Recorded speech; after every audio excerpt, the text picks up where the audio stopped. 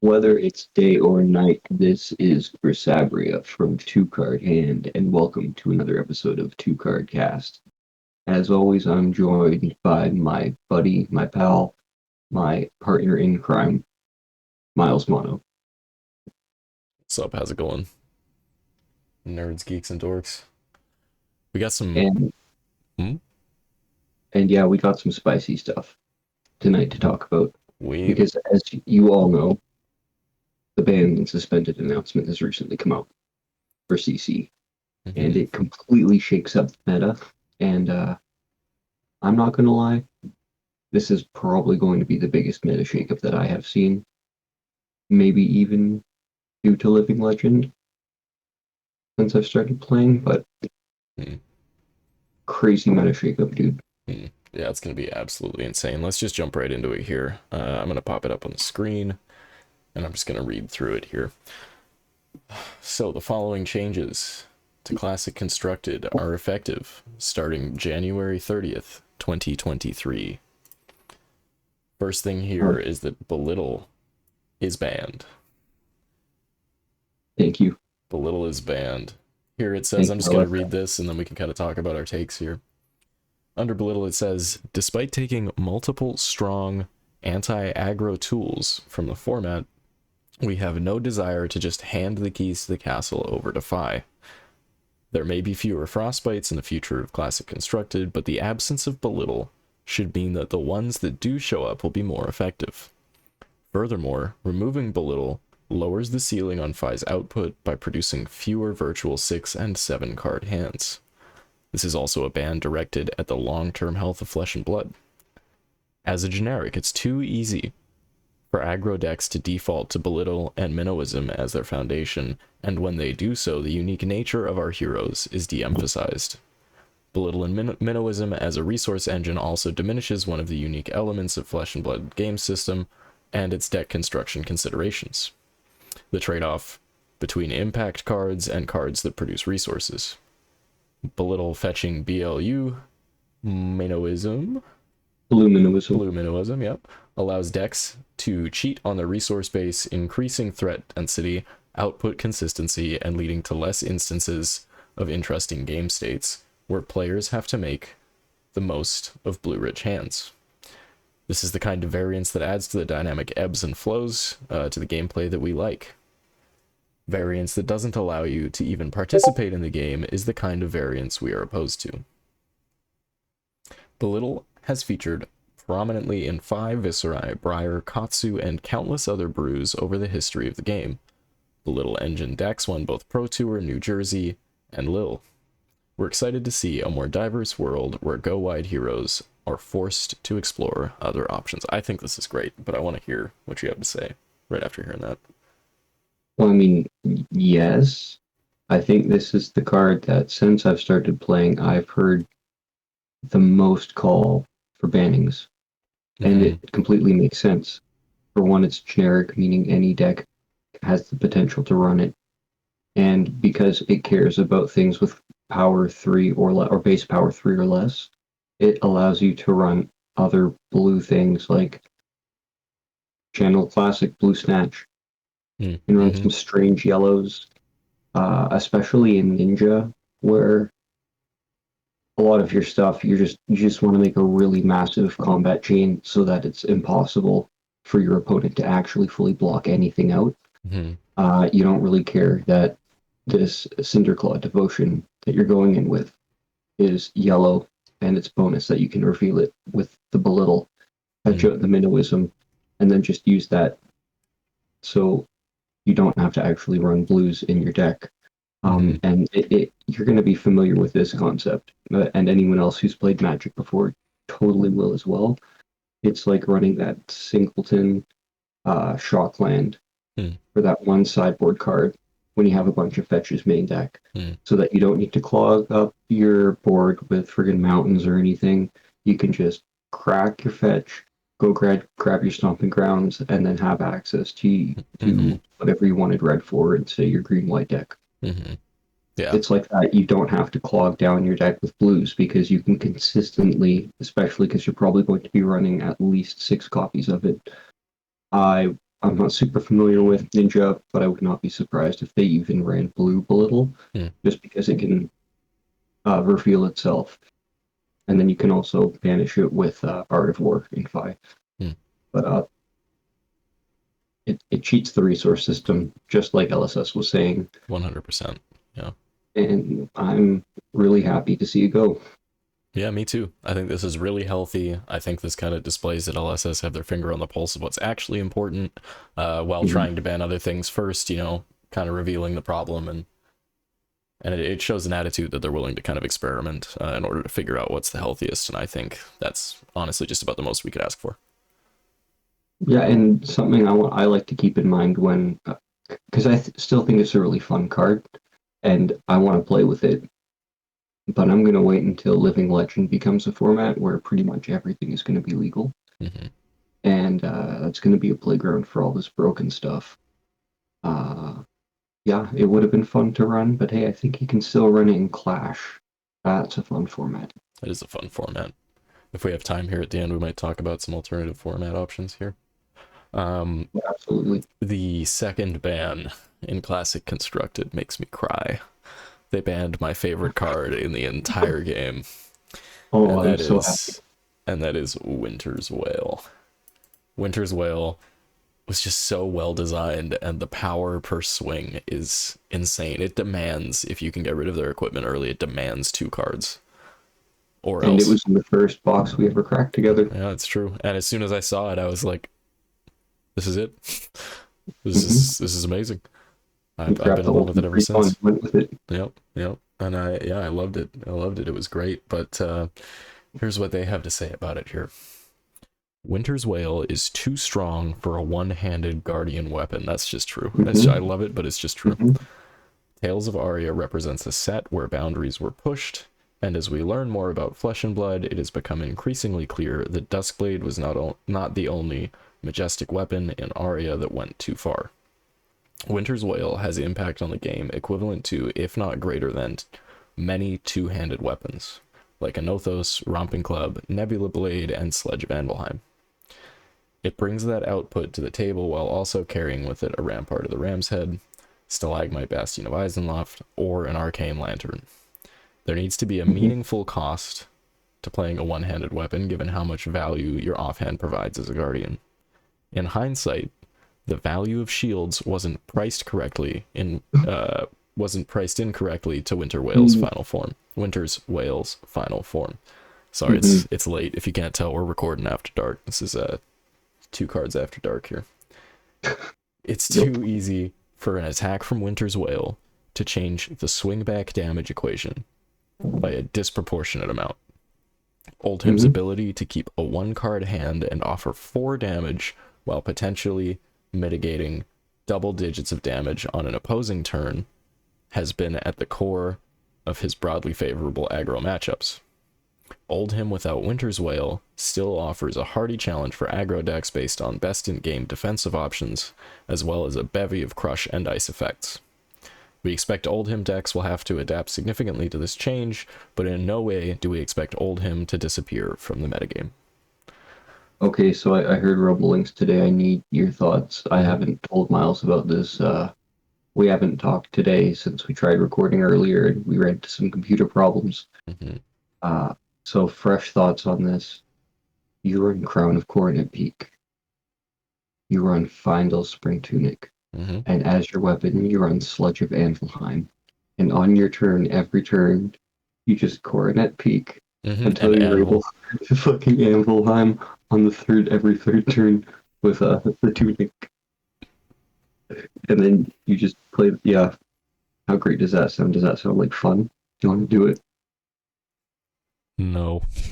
Shout out to Avery for bringing my attention to that. That was great. Hilarious. That's pretty funny. That is pretty funny. I do still think that old him has potential. I think he's going to see a pretty big hit in his metagame win percentages, but I do think he will still be viable. 100%. Well, they said that they didn't value the fact that it was a two-handed weapon that also allowed you to wield a shield. Mm-hmm.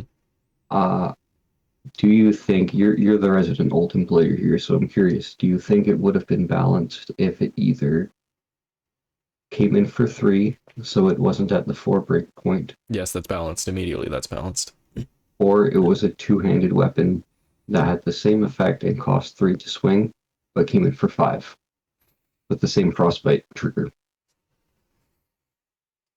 Because then you still get the essence of Oldhim with the ice, but you lose the ability to have the shield. As old him, I want the shield. The shield is important. He's a defensive character. Mhm. As I said, he's best in game defensive. I think the shield is a big part of that, and I think if you lose out on the shield, you're going to lose out on a lot of playstyle. Um, I think if they were going to do something like that, I don't know. That feels much more Bravo. It doesn't feel like what old him actually is. It would be balanced. I agree. Both of those are balanced. But I think the first option would have been the one that would have maintained, who he is in the game, because that breakpoint 4 damage is huge. Like, it's just such a pain. The counter swing, like they were saying, is an issue now because you can, in later points in the game, it might be okay to take 1 damage, but I mean, the frostbite can be really disruptive depending on who you're playing against. Oh, so absolutely. yeah, I think not having that breakpoint 4 would be the most fair and balanced way to do that, but here we are. It's been a good run, Winter's Whale. Ice, they made ice way too OP, and they've definitely had to realize it the hard way, I think. I wish there was a way that we could, balance it out in a way that didn't ruin my favorite card. But you know what? You win some, you lose some. It's true, and like today they we said, lost it's some. not forever. Yeah, that is something important here. I'll scroll up to the top. Right before we go into the bans, it says here, before diving into the changes, we do want to note that we actively consider removing cards from the banned and suspended lists as a way to manage the formats, and you can expect to see some ebb and flow of cards in and out of legality over the coming months and years. The banned list is not a one-way street. That's really important. At a later time, maybe when things are more settled and the metas are more developed and we've had a couple of more years in the game, I definitely think we could see it come back. Well, if you compare it to Yu-Gi-Oh, because that's the other game that I'm familiar with that has an Eternal format as its primary format, or more or less its only real supported format. And when I say Eternal format, I'm talking about more or less all the cards that are printed are able to be played. It's not like a game like Pokemon or Magic in which their standard format, the one that traditionally was the most pushed for competitive play, would be consisting of like the last 2 years of sets or something like that, and every year it would swap out and you'd have to buy new cards. There are situations in Yu-Gi-Oh where certain cards were really busted in the beginning of the game, so they had to be banned, but as time's gone on, because the overall power level has increased, they were able to remove these cards from the banned list. And like anyone who's played on the playground remembers Change of Heart and Monster Reborn.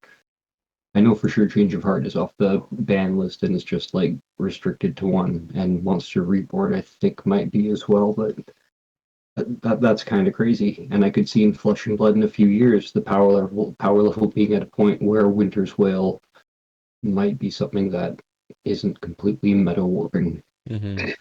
Yeah, 100%. And I think that's the most likely path that we're going to see here.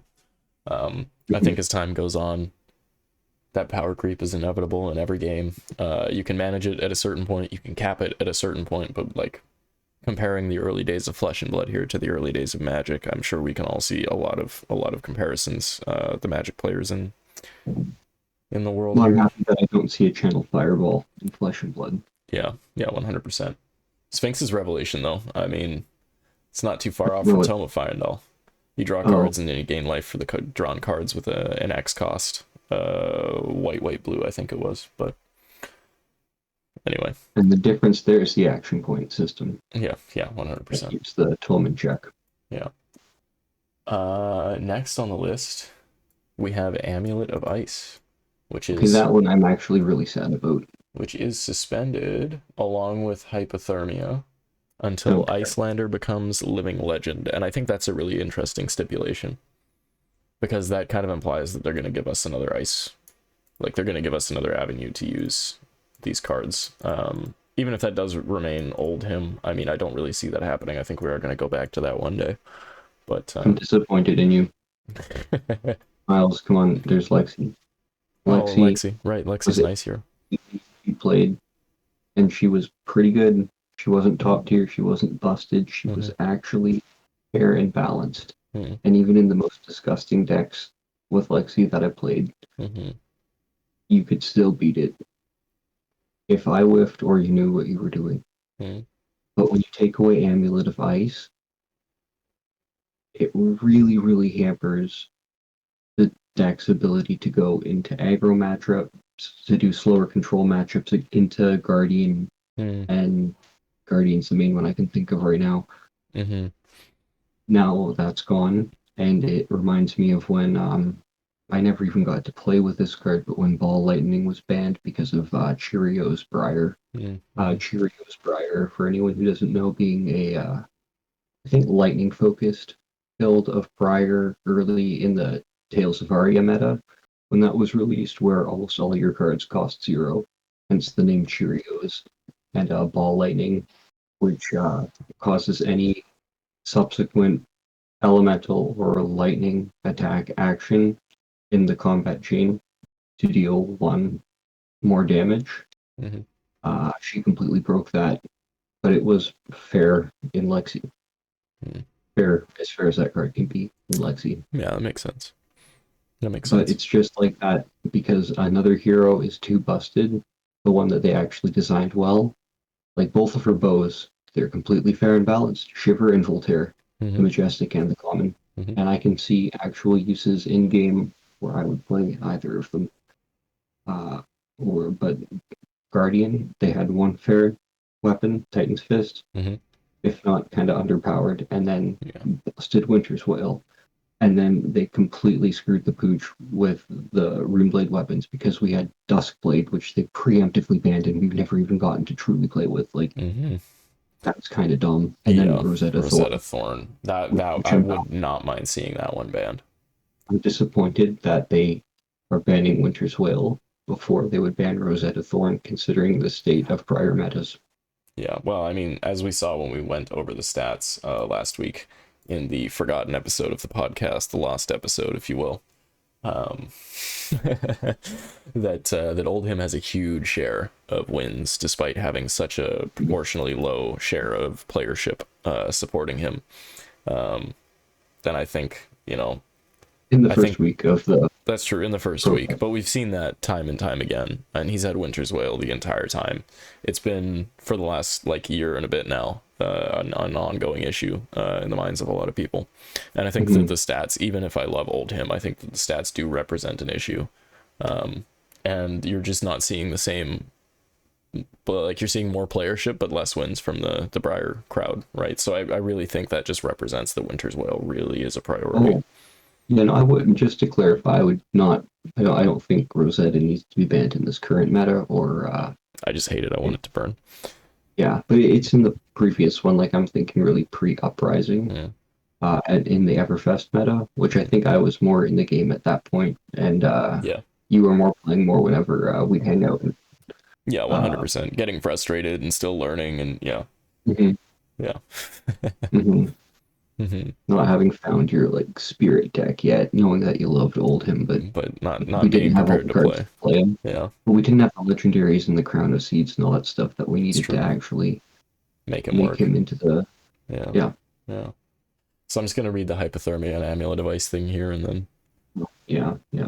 then we'll R.I.P. proceed. R.I.P. Oh, All and right. also hypothermia, because we've already talked about our feelings of amulet of ice. I'll just talk about hypothermia real quick before you read it. Mm-hmm. Totally okay with seeing it go. I absolutely agree that it was way too good. Also, how far are we into the video, Miles? We're about 20 minutes. We Approximately. got a long way to go. So. Okay, perfect. Mm-hmm. So I can say I described this my buddy, the owner of Nerd Haven Games in Abbotsford, shout out to them. Uh, hypothermia was banned because in Icelander you can play it and it says "fuck you, just no." But Channel Lake Frigid wasn't banned because when you play it, it goes, "Ha, okay, go ahead, you fucker." And LSS has explicitly stated they do not like cards that cause uninteractive game states. Yeah, So 100%. even though both of those are really obnoxious and you hate being on the other end of it, you can at least do some stuff if Icelander pops out a Channel Lake on your turn, which is still busted, Yeah. but you can at least do something instead of hypothermia after you boost something with dash and then they hypothermia and say, no, your turn's actually just over. Right. Yeah, 100%. Up your 100%. Achilles accelerators, I dare you. Well, So yeah, let's see, what did LSS have to say about these guys?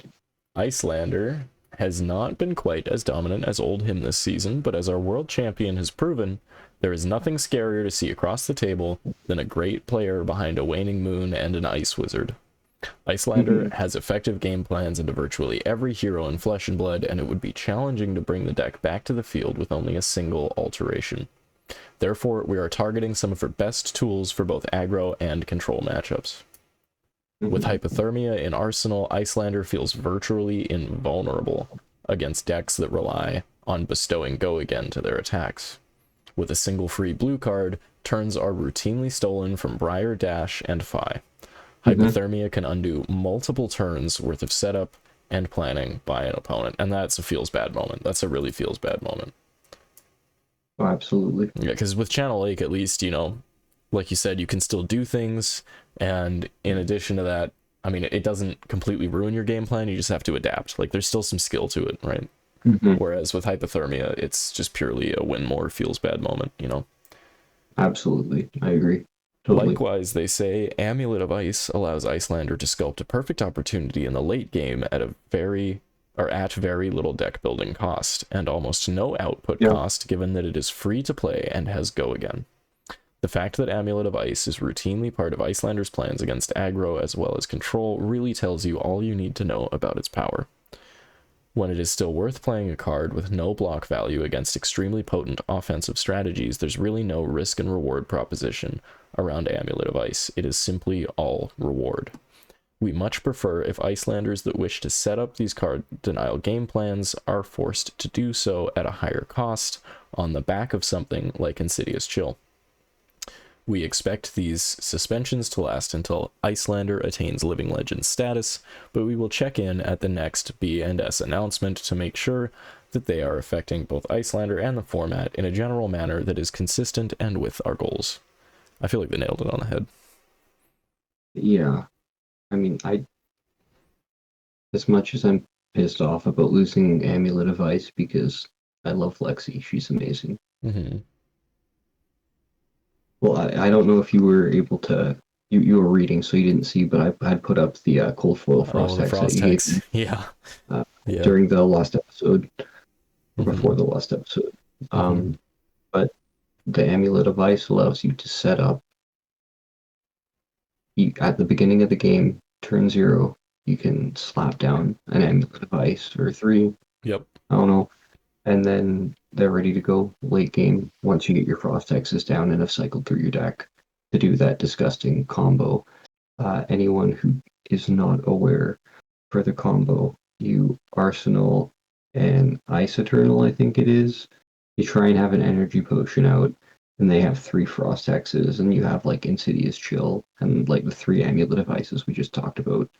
So you're gonna Ice Eternal, pitching a bunch of blues and popping your energy potion, and then you fuse it with something that you hold back to Waning Moon, and you make a ton of frostbites. You trigger your Amulet of Ices, and also the Insidious Chill, causing them to discard 4 cards, and then they're stuck with XX, and if you pitched 3 blues, that's 9 plus E-Pot. So if you made 5 frostbites, each one is going to deal 3 damage at the end of the turn to them, Plus, they also take 8 from having 5 frostbites because of Ice Eternal. So yeah, you're Well, it's trying to huge. be Kano. Yeah, it's huge, and it does You're, so yeah, in a way. Like with Kano, you have to work for it.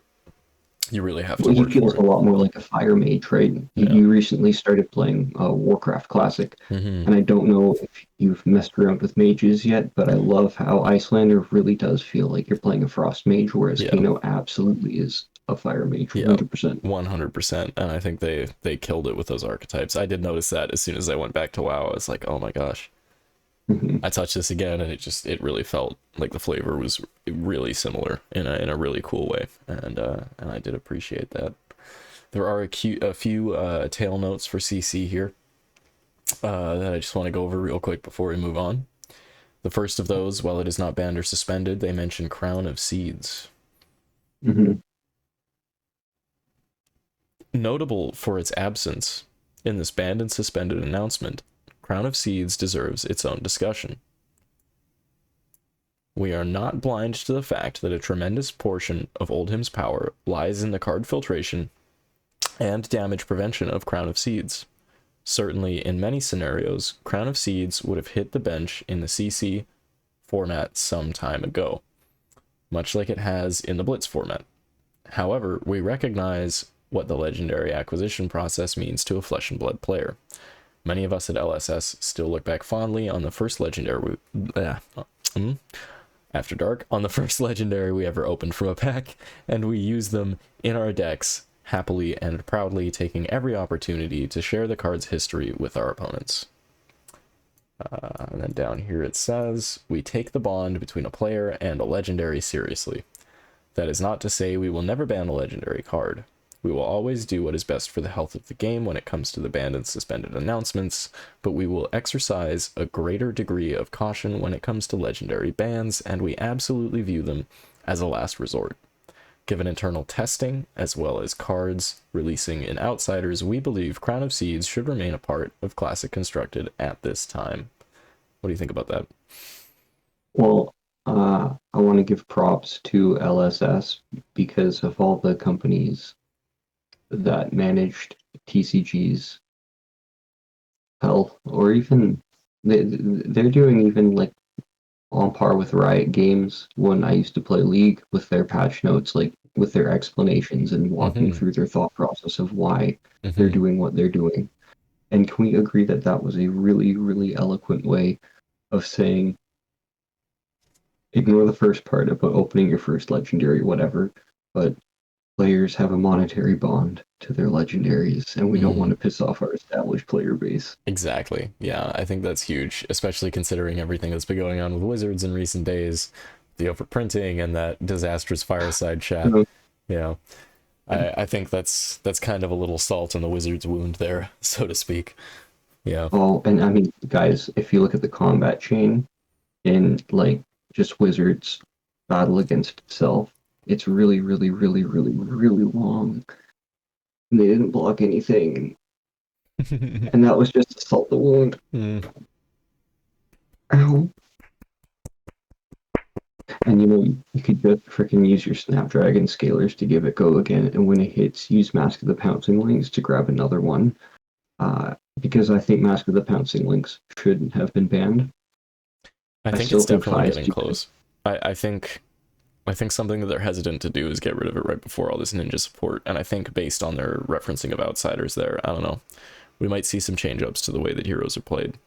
And if we don't, I think they're going to see evidence of that after nerfing some of the control players, the big control players in the metagame right now. They might see that Fi and Katsu start doing quite well. Fi definitely more so than Katsu, but I think Katsu's going to have some potential as well. I think he's a bit of a sleeper.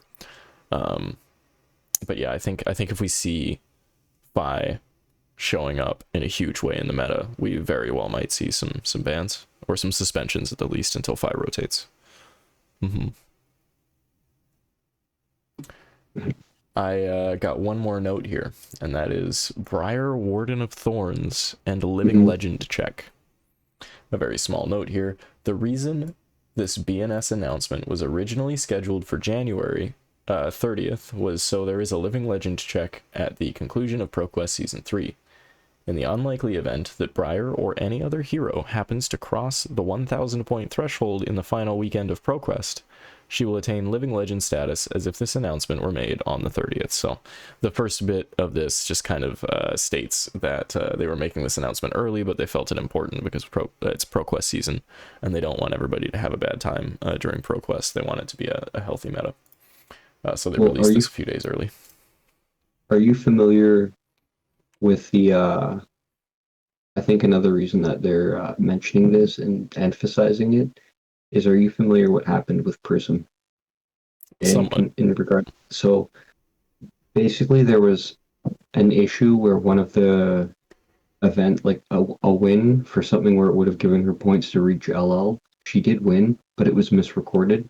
So she missed LL when she should have actually already. So Gotcha. she ended up hitting it later, and she would have already hit it anyway because she accrued more points. Right. But that really, rightfully so, bothered some people. Yeah, I could see that. Yeah, so I'm glad hearing that. I'm glad that they're doing things to change this moving forward. That does make me feel good. No, especially because I remember when I played Magic last with when they first launched Arena, I decided to play a bit more and then played into Dominaria coming out. Mono Red was so good, dude. And there were so many things where it's like they should have just banned something because they just made things that were too powerful. They pushed it too hard, and they should have banned it. But it's Wizards, and we saw how long that combat chain was and how they just let it all hit. Oh yeah, and now the stuff with D&D, I mean, it's ridiculous. Just quickly, tail end note here, there is a section for Blitz, even though there are no changes. And that is a little note on Aether Icebane. Here it says, Aether Icebane was suspended on the last banned and suspended announcement with a timestamp of today's announcement. Due to a lack of competitive Blitz events since Aether Icebane was suspended, we do not have enough data to assess whether it should return to the format or move to the banned list. As such, it will remain suspended until the next announcement on March 30th. And then we can see here the next scheduled announcement is March 30th of this year. I think that's totally fair. Yeah, 100%. In Blitz, I felt that card was oppressive, especially because lower life totals, and they brought back Storm Striders in Blitz, which I'm thankful for because it allows you to play Kano. But with Aether Icebane in the format, Icelander was too good, especially because you could. It wouldn't be the best move, but you still could pop Striders to Aether Icebane to rip a card from your opponent's hand if you really needed to, or you could arsenal the blue one, and it just got you too much value for one deck slot. And you don't really have to change how you're building the deck much anyway, because you were including a lot of ice cards because you want to play them on your opponent's turn anyway. Yeah, 100%. And definitely it is nice to see them realizing, that a ban really cripples multiple decks and doesn't really achieve the desired result. And so to keep an eye on what's going on, as well as it seems like they've realized that's not really the core of the problem. At least that they haven't had proof that that's core of the problem. I think they've probably done their own testing, but I think that, that might have been inconclusive in regards to the necessity of being banned, right? And yeah, like they said, we haven't had many major Blitz events, or any, actually. Perhaps someone check that, let us know in the comments. Yeah, please. It's late. We need a fact checker. But I think the last Blitz event I remember being a big thing was in that tournament that Michael Hamilton won with Bullander. I could be misremembering that, but maybe. Yeah, I'd love to see more Blitz events, and I think they said Skirmish Season 6 is going to be Blitz and Draft or Blitz and Sealed or something, so that's going to be a lot of fun. Yeah, that is exciting. I think you love Blitz, and I think you'd agree the meta is a lot nicer than in CC. I think at the moment, yeah, for my taste, it's definitely a little bit more balanced. I feel like everybody really has a good shot I don't really feel like there's a class. I mean, in particular, talent classes are a little different. I don't feel like. I mean, even Levy is more consistent. Well, I would never recommend playing Levia. Even Levia is more consistent because the explosive power is really matched by a lot of the different She's playable. heroes in the deck. Yeah, in the meta, she is definitely playable. I feel like the meta is healthier because of that. I feel like we're going to see a much more diverse pool of wins. And I think that the Blitz meta especially is going to be very location dependent. I think, it's a big thing when people are net decking nowadays, is that it's very common and not to necessarily consider that some of the net decks that you're looking at when you might see somebody wins a championship in Singapore, for example, maybe rocking a very tooled deck for their meta, and you try to adapt that and just net deck that list and bring it into your local game store. If you're not facing the same opponents, it's not going to probably be as effective. That's something that I do really love about Blitz, where in CC, I mean, like they were saying, Icelander just has good tech and good matchups into everything. Oldhim as well, for a long time in CC, just had good matchups into almost everything. Prism blew him out, of course, but I mean, now that that's not a problem, it was kind of a problem for the meta. Yeah. Well, I mean, now Iris Dromai, I have a 100% win rate against Oldhim. Yeah. To Yeah, the it's point bad. where I Hey, I will beat not you play it. once. I beat you once. I don't beat you remember one that. time. I take your word for it. It was all thanks to Again, Winter's Whale, so it doesn't matter anyway. play. Oops. Oops. Mm-hmm. But yeah, there's going to be a lot more Blitz play. I'm already seeing more Blitz play. I mean, when I first started getting into Flesh and Blood, there wasn't a single Blitz play night in Vancouver. But now through, Stronghold, a local game store in Vancouver here, they're doing Blitz nights, and I'm definitely excited to go out there and toss some Oldhim at the crowd. Maybe I'll start with some Brute, who knows, but I'm definitely looking forward to being able to actually play that format now. And it is definitely a format that I think has gotten healthier with age. It's aging like a fine wine. Some things definitely used to be more pushed in the first few seasons, from what I understand. But now it seems like with all of the support that everything has, and with the limited nature of the deck building, not only is it diverse, but it also kind of, if not forces, definitely heavily encourages you to play to your hero, to lean on your specializations, to really give yourself to that playstyle. And I think that's why we don't see like that aggro belittle minnowism combo nearly as much in those decks, is because it's much more important to be executing, your core goals as that class and as that hero, which I just really think makes it perhaps the healthiest format in Flesh and Blood right now. And I cannot wait to see, as time goes on, perhaps how horribly wrong I am, but I'm looking forward to seeing the results no matter what. Well, I don't think it's the healthiest format that Flesh and Blood has. I think it's a great format. I do also love CC, but actually, in a stroke of, well, in a clairvoyant eclair, if you will, a stroke of foresight, instead of recording the podcast this morning, I decided to, well, after that didn't work out, I decided to play some games on Talishar. We were having a commoner night as the Armory event, and I was like, we'll jam some games, just test out some fun decks. Gonna have some new people, so bring a bunch, let them pick one that speaks to them. And I ended up playing against a Kano, and Kano's one of my favorite heroes to play in CC and Blitz.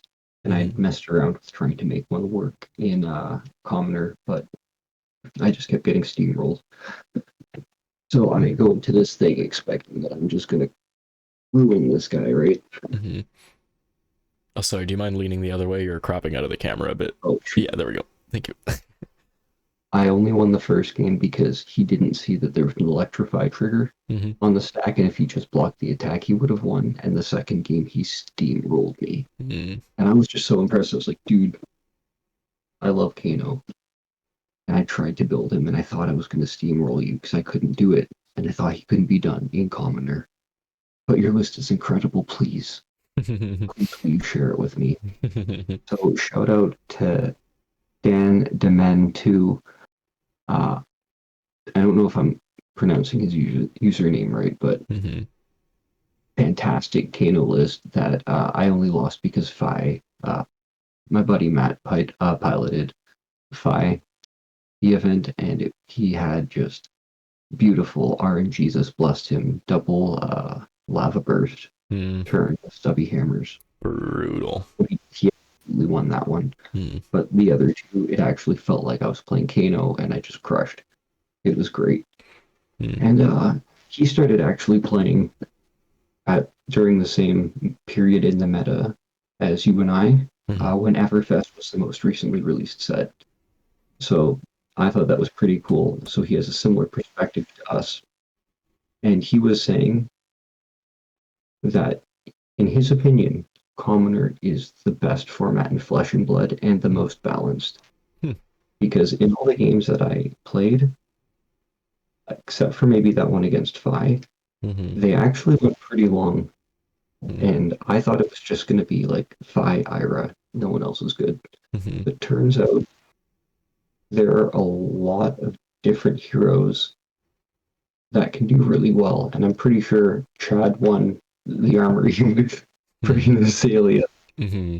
of all people. And that was just super cool. Uh, uh, a couple of new guys showed up and played, and that was super cool. It was really fun getting to teach them the game. And one of them, the guy who was piloting Bravo, Hmm. a Bravo deck that Matt threw together for him, he did really, really well. He went, I think, 2-1 or something like that. Hmm. And it was his first time playing Flesh and Blood ever that day. Wow. And it was perfect, perfect choice of deck for him to play. Hmm. And also, he had prior experience with Magic the Gathering, Hmm. so he had into those senses. And the format was more fair and balanced Hmm. in that I couldn't just friggin' Lessons in Lava Kano combo him. Right. Right. There's no You 38 couldn't. damage combo. Yeah. Yep, exactly. There wasn't any of those huge, crazy combos that didn't Hmm. have active ways to mitigate them, except for maybe something crazy like a Phi, Hmm. which is why I think Stubby Hammers is the only thing that really needs to be banned in the format. Uh, but it was really a breath of fresh air, and I went into it expecting it to just be a shit show because it would just be super go wide, crazy, stupid, stubby hammers like Seeds Hmm. of Agony Chain, but it was a lot healthier than I thought it would be, and it was a really good time. Heck yeah. Yeah. And when I came out to visit you this past week, and we spent a good bit of time actually making Oh, WTR class commoner decks. I do mhm. have with me my Dorinthia deck list, and I do have still with me my my Rhinar deck here, and I do plan on putting out videos on those in the next couple of days because I feel like commoner really is an incredible format, and especially to get into the Mhm. game on a ground level, the deck price is like $10. It's so incredibly easy to get the cards that you need. And if you know the right people, the deck price is free. Yeah. Like, dude, I brought an extra Bravo deck that was pretty much the same as the one the guy was running. Hmm. It would be a crime for me not to give it to him. Yeah. Yeah, 100%. That is something I love about the Flesh and Blood community here too. Yeah. Oh, yeah, actually, true. I've noticed it's the most generous community and the most wholesome. And I don't know, I've given things to people and I have no expectation to get anything in return. Hmm. And people have given things to me with no expectation of anything in return. Hmm. And I just want to help them out and see the community grow and everybody be able to play what they want and have the cards they want to use and have a great time. Yeah. And it seems like everybody has that general vibe, and 100%. it's phenomenal. Yeah, yeah, it was really nice. I needed a massacre, for example, for my brute deck, and I only had the one. I wanted to have two, and yeah, and when I was out there at Nerdhaven, somebody just handed me one. And they were like, "Oh, here you go." Oh Just as a yeah. nice little moment of passing, just for helping him sort out a deck list and chatting with him a Shout little out to the bit. And indigestible one. it was Shout out to great. you, Colin. It was Yeah, awesome. It was really come nice. down more. Really fun to Yeah. play with you. Yeah, 100%. I'm looking forward to moving out your way within the next, 6 months here and starting to be a part of that a little bit Yeah, more. That's set going up to be that very 3D exciting. printer. Yeah. Oh, the 3D printer. Oh, Guys, we got big plans. We've got big plans. We got huge plans. Giveaways coming out. Uh, it's gonna be really cool. I personally can't wait. Yeah, lots brewing. Be able to actually record this in person. Yeah, I'm gonna have a studio set up. It's gonna be great. It's gonna be amazing. I got a couple of these mics. I got my whole. I know none of you guys can see this at home here, but I got a little setup here. And within the next year, we're gonna start doing in-person podcasts in a proper studio with proper lighting and proper audio gear. We're not gonna be doing it over Discord like this anymore. So, definitely excited to see more of that. We will be doing. I have not finalized what I'm gonna be doing for the 100 sub giveaway, but I am going to be giving away a legendary. I think I'm going to be giving away tech plating for our 100 sub giveaway. So I will wow. I know. Yeah. This is the first time hearing about this. Yeah, this You is guys, a exclusive announcement. When we hit 100 subs, I'm going to post a video when we get close. At 50 subs, I'll post a little video and it'll tell you guys how to enter. And we'll have a little bit of fun with that. And then yeah, to the lucky winner, I'll be sending a tech plating. So yeah, I'll toss something into. Don't know what it is yet, but we'll have a couple of giveaways. It'll be good. It'll be good. And we're going to keep doing that as the channel grows, because I feel like that really just encapsulates all the best parts of Flesh and Blood for me, and the Flesh and Blood experience of playing it. Some cool French, French Majestics to give away. Yeah, it's true. That was an incredible box opening. If you haven't seen that yet, go check that out. Link is going to be in the description. He opened a box of Black Border French History Pack Deluxe, and it was, if you think it was deluxe. Oh my god, it was deluxe, to say the least. It was amazing. It's probably the best that I've seen anybody that I know pull out of a box of trading cards ever. So definitely go check that out. Links in the description. Did you pull the heart and the tunic from the same box, or was it the heart and the plating from the same box? No, it was heart in one box, two platings in other boxes, I believe. Okay. Yeah. Okay.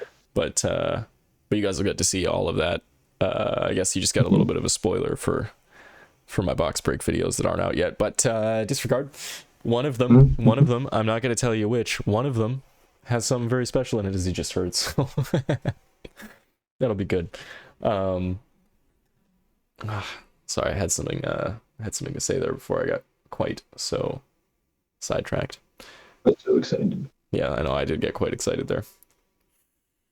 Yes, we do have it set up that we are going to be opening, I believe, 2 cases of Outsiders on release. I'm going to try to have one for release night. We'll do a live stream through YouTube.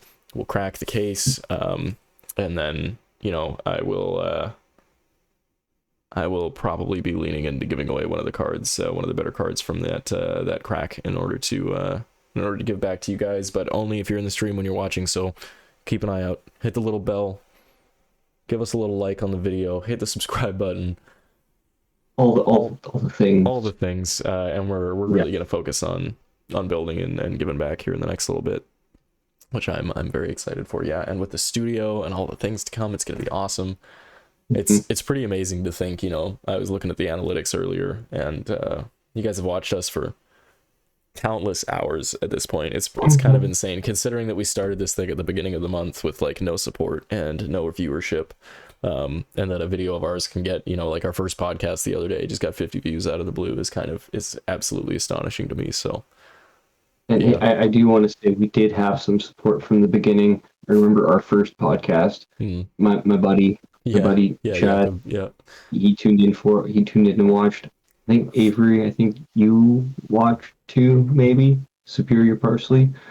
But no, we have had some pretty good support so far. Guys from the beginning. Absolutely, and only more to come. It's gonna be great. But apparently, according to the analytics, there have been, like you said, a couple, 1 or 2 people maybe who just found us browsing and just watched. I know, it's pretty crazy. Thank you. It's pretty crazy. Thank you. Yeah, one day we're gonna look back on this and it's gonna be real cool. It's gonna be real cool. I'm looking back on it like 10 minutes ago and it's already really cool. True. Well, I think to share my thoughts about something I'm way too excited about with people. I know, it's a pretty good outlet for that. It's a pretty good outlet for that. And on that note, I think we're gonna call it at a 50-minute After Dark podcast here. I think that's a pretty good note. Mm-hmm. I do got a cool kids card. Oh yeah. What do you got? And don't have my physical cards in front of me, and I want to make sure I get the name right. because sometimes the first word in the title of cards I get kind of. Let me just pull it up here. But Mm-hmm. inspired by Commoner, I want to give a shout out to Barraging Bronhide. It's Wounded Bull. It's another Wounded Bull that isn't Findel's Fighting Spirit, so you can play it in Commoner. Mm-hmm. It's a 3 cost from Welcome, and it reads, it goes in for 7 and blocks for 2 at red. It's a common, and it reads, if it's defended by less than 2 non-equipment cards, it gains +1 power. So Mm-hmm. it's not amazing, but It it is can still be a solid nice to include. just slap it in there. Mm-hmm. Mm-hmm. So And I love anything you can pummel. exactly, and you can pummel it too. And on Mm-hmm. a similar note, another great card I would highly recommend putting in your decks for more go wide ones. Push the Point. I slept on it, but my buddy Matt had it in his list for Ira, and I messed around with it, and it's really good.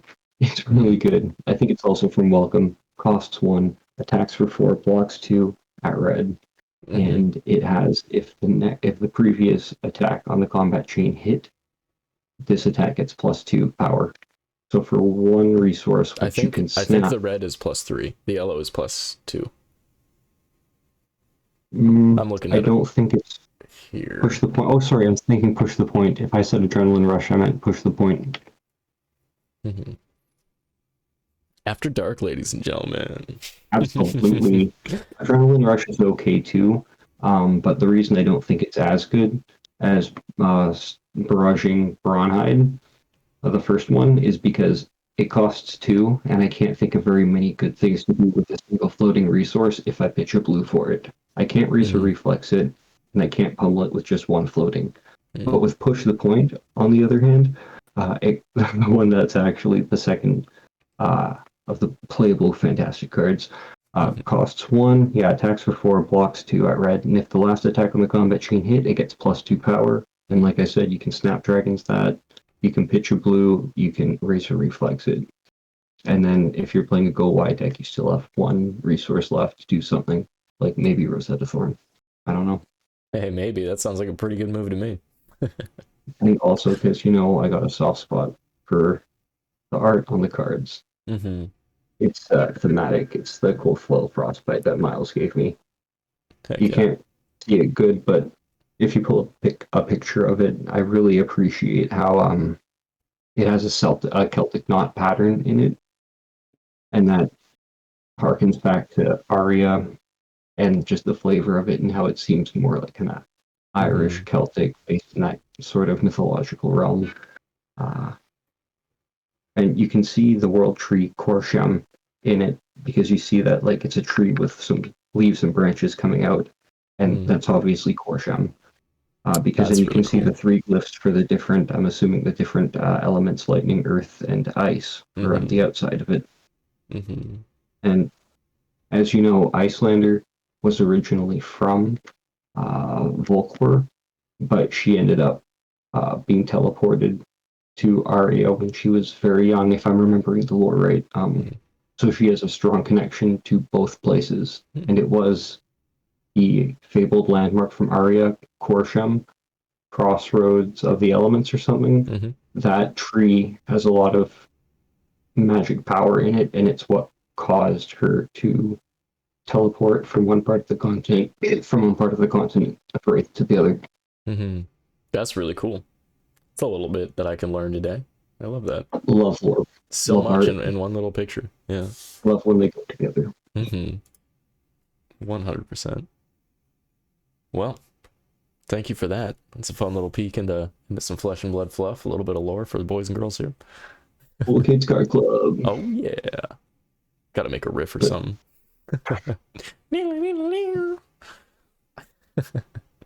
it'll be next week. I actually have these penny whistles. I know how to dual wield Okay. Oh, them. okay.